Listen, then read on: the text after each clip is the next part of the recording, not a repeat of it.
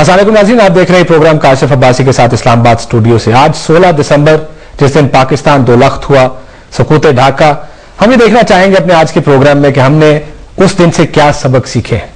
क्या वजह थी कि उस दिन वो इतना बड़ा सानिया इस मुल्क के साथ हुआ जिस दिन पाकिस्तान के दो टुकड़े हो गए।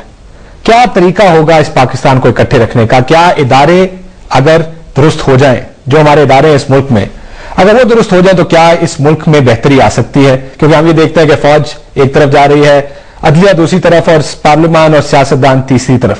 अगर इन इदारों में जो इदारे इस मुल्क में काम कर रहे हैं, अगर ये इदारे दुरुस्त हो जाए तो शायद बहुत से मसाइल पाकिस्तान के हल हो जाएंगे। इस पर बात करेंगे अपने आज के प्रोग्राम में। मेहमानों का तारुफ करा दें। डॉक्टर फिरदौस आशिक अवान साहिबा विफाकी वजीर है बहबूद आबादी की, उनके साथ ख्वाजा साद रफीक साहब मेंबर कौमी असेंबली पाकिस्तान मुस्लिम लीग नून, और वसीम अख्तर साहब मेंबर कौमी असेंबली मुत्तहिदा कौमी मूवमेंट। बहुत शुक्रिया तमाम मेहमानों का। ये इदारों की जो हम बात कर रहे हैं, मैंने एक ब्रेकडाउन दिया छोटा सा कि इस वक्त अगर इदारों की आप पोजीशन देखें पाकिस्तान में, सुप्रीम कोर्ट की हालत आपके सामने है, पार्लियामेंट शोर कर रही है, एक ज्वाइंट रेजोल्यूशन भी पास कर लिया, एक ऐसा रेजोल्यूशन में दोनों हाउसेज ने कर लिया, उस पर अमल दरामद नहीं है। चीफ एग्जीक्यूटिव वजीर आजम को होना चाहिए, फैसले कहीं और होते हैं। फौज का आपके मैंने वो भी बता दिया कि फौज हुक्मरानी भी कर चुकी है इस मुल्क में, कोई सवाल पूछने का इख्तियार भी किसी के पास नहीं है। ये इदारे किस तरह ठीक करेंगे आप?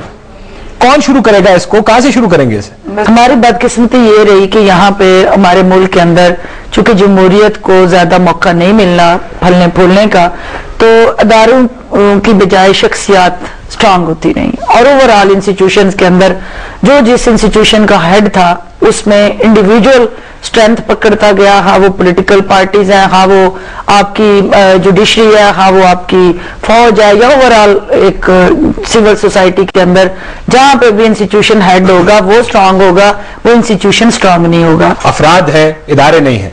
एक इदारा है सुप्रीम कोर्ट, एक चीफ जस्टिस बाहर बैठा है, गैर कानूनी तरीके से, गैर आईनी तरीके से उसको बाहर भेजा, वो वापस आने की कोशिश कर रहा है, उस पर भी बाद में चले बात कर लेंगे। एक चीफ जस्टिस की बेटी के नाइंसाफी का मामला होता है। आप कहते हैं अफराद ताकतवर है, आपकी पार्टी जो जमहूरियत पसंद पार्टी है, क्यों बचा रही है चीफ जस्टिस को? क्यों नहीं इंसाफ होने देते? अगर इंसाफ होगा तो ये इदारे भी काम करना शुरू कर देंगे। आप सिर्फ अपने जिस पॉलिटिकल कल्चर और जिन सोशल वैल्यूज की आप जिक्र कर रहे हैं, उसमें ये सिर्फ इस गवर्नमेंट के साथ नहीं जुड़ा हुआ स्टिग्मा। आप इसकी हिस्ट्री निकाले, और ये जिस शख्स को भी अथॉरिटी मिली, जो भी जहां पे भी अथॉरिटी और उसके पास पावर आई, उसने वायलेशन ऑफ मेरिट की, और वायलेशन ऑफ मेरिट का इजहार किया, अपनी अथॉरिटी को जबरदस्ती इंपोज किया, अपने फैसलों को इंपोज किया, और उसमें नहीं होते रहना चाहिए, नहीं होते रहना चाहिए। ये हमारा एक कंसिस्टेंट जो मेंटालिटी और माइंड सेट है कि हमारे पास अथॉरिटी आनी है, हमारे पास पावर आनी है, तो हमने उसका अब्यूज करना है। ये साइकोलॉजिकल बिहेवियर जब तक आपका चेंज नहीं होगा, आपके सिस्टम के अंदर रूल ऑफ लॉ नहीं होगा, अकाउंटेबिलिटी का कॉन्सेप्ट जो है उसको आप इंश्योर नहीं करेंगे, और अकाउंटेबिलिटी ऊपर से नीचे तक नहीं बदलेगा, और तब तक, और उसमें जो मौजूदा इसमें देखिए, हम किसी गलत एक्ट को सपोर्ट नहीं कर रहे, हम उसको सपोर्ट कर रहे हैं। नहीं, हम ये कह रहे हैं कि जो चीज अभी एक पार्लियामेंट्री कमेटी के अंदर ये इशू है, जो चीजें हुई गलत हुई तो उनको अगर रेगुलेशन के तहत उनको लाया जाए, वो तरीकाकार से हमें इख्तलाफ है, हमें उस कंडक्ट से इख्तलाफ नहीं है, हम उस सोच के खिलाफ नहीं है। बिल्कुल वायलेशन हुई है तो सजा मिलनी चाहिए, लेकिन तरीकाकार जो है उसके लिए थोड़ा सा बेहतर करने की जरूरत है। कहते हैं साइकोलॉजी बन गई है, अब पहले साइकोलॉजी बदलेंगे फिर अकाउंटेबिलिटी आएगी। ऐसा नहीं होगा, अकाउंटेबिलिटी आएगी तो साइकोलॉजी बदलेगी।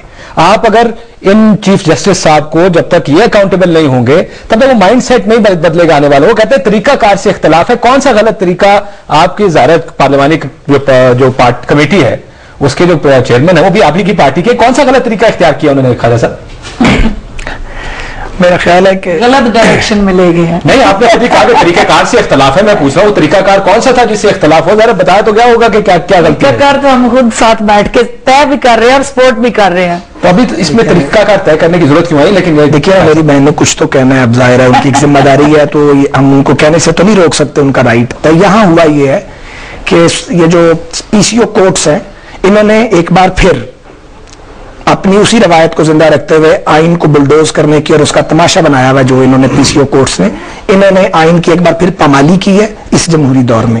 और इन्होंने पार्लियामेंट्री प्रोसीडिंग्स जो है उनमें जब जो मुतनाज़ा चीफ जस्टिस है उनकी साहबजादी साहबा गई हैं, जिसका उन्हें हक नहीं था। ज़ाहिर है वो छोटी बच्ची है, उनको तो मालूम नहीं होगा, उनके जो सरप्रस्त है उन्होंने वहां उनको रेफर किया है, तो इसका इख्तियार नहीं था। कोई अदालत पार्लिमानी प्रोसीडिंग को रोक नहीं सकती। इसलिए एक तो ये मामला है कि ये मामला जो लोग कहते हैं कि ये अब अदालत में ज़ेरे समाअत है, इस पर बहस नहीं हो सकती, इस पर बहस हो सकती है और पाकिस्तान की पीसीओ कोर्ट्स की इस्लाह करनी पड़ेगी हमें।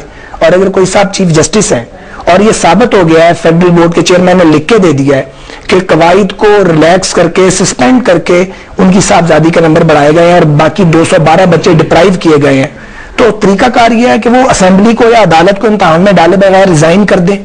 और अगर वो रिजाइन नहीं करेंगे तो फिर ड्यू कोर्स में तो उन्हें जाना पड़ेगा। रिजाइन तो नहीं कर रहे, हुकूमत भी कहीं ना कहीं उनकी हिमायत भी कर रही है, लेकिन वो कहते हैं आपके तरीकाकार, मुझे बताया ना तरीकाकार में गलती क्या थी, क्या गलत किया आपकी पार्लिमानी कमेटी? इस सवाल का जवाब दे दिया पहले ही। मैं ये गुजारिश करना चाह रहा हूं, मैं फिर दोबारा कहूंगा कि जो असल बात है कि सर जरदारी साहब जो है ना वो इनको मजीद प्रोटेक्ट ना करें। अब काफी कर रहे हैं, उन्होंने बहुत प्रोटेक्ट किया ना। डोगर साहब उनकी प्रोटेक्शन के बगैर तो सर्वाइव नहीं कर सकते थे। डोगर साहब को परवेज मुशर्रफ लाए थे, जरदारी साहब नहीं लाए थे, पीपल्स पार्टी नहीं लाई थी। और डोगर साहब जिस अफसोसनाक और शर्मनाक तरीके से लाए गए थे वो पूरी दुनिया को मालूम है। अब बात यह है कि एक शख्स जो इंतहाई मुतनाज़ा है और पाकिस्तानी कौम का एक बहुत बड़ी गालिब अक्सरियत उनको सीजे नहीं मानती, और इन कोर्ट्स का हाल यह है कि पाकिस्तान के 2 बार मुंतखब वजीर आजम को महज पर्सनल वेंडेटा में कि हम चूंकि इनको कोर्ट्स नहीं मानते, वो उनको कौमी असेंबली का रुकन नहीं बनने देते, अब चोरी पकड़ी गई है। नाइंसाफी हुई, एक नाइंसाफी हुई, नंबर बढ़ाए गए, लेकिन आप कहते हैं एमक्यूएम का मौकफ इस पर यह है कि ये इशू नहीं है। क्या वजह, ये इशू क्यों आपको नजर नहीं आता? एक इंसाफ की सबसे बड़ी कुर्सी पर बैठने वाला शख्स जिसकी तरफ आप भी देख रहे हैं, हम भी देख रहे हैं कि हमें इंसाफ देगा, अगर वो इंसाफ नहीं कर सकता, अगर उसकी रेपुटेशन और उसका कॉन्डक्ट क्वेश्चनेबल हो जाए, तो क्या बेहतर नहीं है कि उसको ये सवाल सारे उसके सामने उठाए जाए एंड देन ड्यू लेट कानून को देखें, अपना कोर्स करने दें उसको? काशिफ, जो आज आपका प्रोग्राम है वो उसका मेरे ख्याल में टॉपिक है इदारों की आजादी है और पार्लियामेंट भी इदारा है, जी जी। तो मेरा पॉइंट ऑफ व्यू यहाँ ये होगा कि अगर पाकिस्तान की आज़ादी के बाद सूबाई खुद मुख्तारी दे दी जाती और जो फ्यूडल माइंडसेट है जब तक पार्लियामेंट में मौजूद है, आपके इदारे बहुत मुश्किल हैं कि वो आज़ाद और मजबूत हों। जो आपका सवाल है उसका जवाब मैं दूंगा। देखें, अगर मेरिट की बात कर रहे हैं ना, तो merit should prevail and no doubt, और it should be across the board, ठीक है।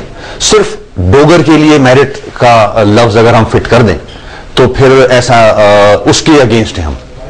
अगर डोगर साहब ने अपनी कुर्सी को इस्तेमाल किया है, पावर को इस्तेमाल किया है फॉर हिज डॉटर और नंबर बढ़ाए हैं, बिल्कुल उसकी इंक्वायरी होनी चाहिए। अगर वो साबित होता है, बिल्कुल जो सजा कानून में है वो होनी चाहिए। सुना, मगर जो कमेटी फॉर्म हुई है उसके अंदर मेरा पॉइंट यह है कि जो माजी में जो कुर्सियां इस्तेमाल हुई हैं, पावर इस्तेमाल हुए हैं, लाइक चौधरी इफ्तिखार साहब, उन्होंने अपने बेटे को जो डॉक्टर था बाय प्रोफेशन, उसको विदाउट एनी टेस्ट एफआईए में भर्ती कराया, फिर उसके बाद without any test and training SP भर्ती करा दिया। तो फिर उसको भी इस कमेटी में लाया जाए, उसकी भी इंक्वायरी हो। माजी में एक वजीर आजम, मजबूत वजीर आजम ने अपनी बेटी का किंग एडवर्ड में एडमिशन करवाया, तो तिहाई अक्सरियत के वजीर आजम थे जनाब, एडमिशन करवाया, उसके प्रिंसिपल को निकाला गया वहां से, ये रिकॉर्ड पे चीजें मौजूद हैं, तो वो भी इंक्वायरी इसी में आना चाहिए। तो merit should prevail across the board, across the board, Dogar के लिए नहीं। नो, खाया साहब कहते हैं कि अक्रॉस द बोर्ड अकाउंटेबिलिटी होनी चाहिए। नवाज शरीफ साहब के ऊपर उन्होंने कहा कि उनकी बेटी का admission king Edward medical college में कराया गया, रूल्स बेंड हुए उस वक्त भी। इफ्तिखार चौधरी का मामला आपके सामने है, ये बात भी रिकॉर्ड पे मौजूद है कि उनके बेटे के साथ भी जब जो कुछ किया गया वो ज्यादती थी बहुत से दूसरे लोगों के साथ। सिर्फ एक नहीं, फिर पार्लियामानी कमेटी तो पीछे भी जा सकती है, वो कहें तीनों के रिकॉर्ड क्यों नहीं मंगाते? पार्लियामेंट्री कमेटी में किसको, एक पार्टी की तो कमेटी नहीं है, मल्टी पार्टी कमेटी है, सारी पार्टीज की नुमाइंदगी मौजूद है।